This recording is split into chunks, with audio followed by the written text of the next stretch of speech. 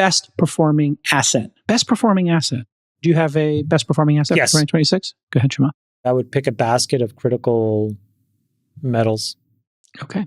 Basket of critical metals. What do you got, Sachs? It's getting a little bit redundant for me, but I just said the expanding super cycle in tech. I mean, again, this is just another facet of the boom. But actually, let me just show you some data that literally just came out. I feel like this is breaking news. Oh, breaking news. Nick, can you pull this up? U.S. productivity just surged 4.9%, the strongest reading in nearly 6 years. And this is the news item, is that the Atlanta Fed, their forecast for Q4 GDP just climbed to 5.4%. Can that be right?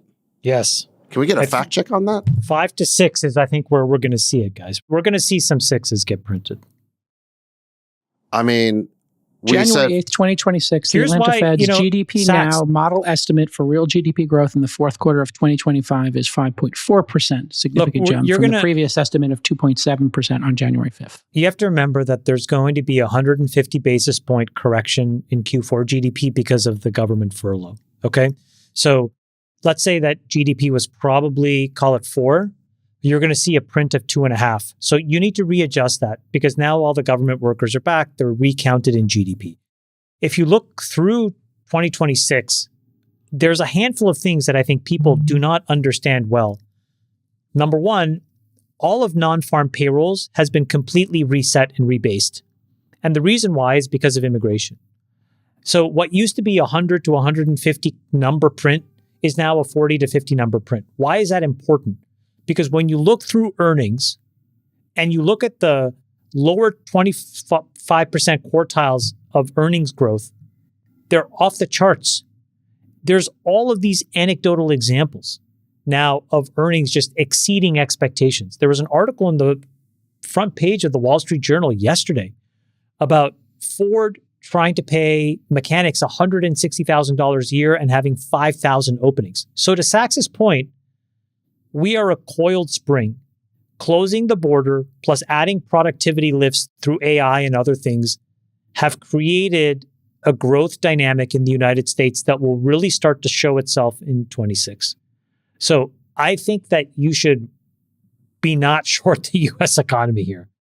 It is ready to rip. And adding to all that, and just giving my pick, I think if we are in a rate cut environment and the tailwinds keep happening and people have a little bit of cash laying around, my pick for best performing asset will be the Robinhood Polymarket Prize Picks gambling, wagering space, because people will be able to have a little cash around to make some bets. So you can put Coinbase in there too, I guess. By the way, the corollary to what we just talked about, if you see 5.5 and 6.5 prints and these employment numbers, a lot of this affordability stuff may be not as accurate as we think it is. Everybody right now is trying to figure out, okay, well, where are the pockets of unaffordability? And there are clearly some, but those are narrow and they can be fixed. But on a broad-based basis, what Sachs says is right. You have this combination of earnings growth, productivity growth, and now this overlay where you have these tax cuts that are going to hit in 26. My gosh, I mean,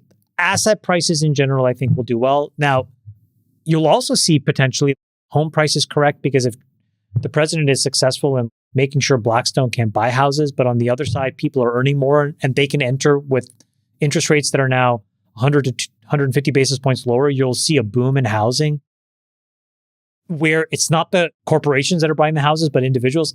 There's a lot of variables here that can break in America's favor. This is why I think 6% is not unrealistic, which would be absolutely not. 然后如果你今天在 YouTube 上看的话，请帮我订阅，然后把小铃铛点开，你就不会错过下一集。也请记得扩圈进去。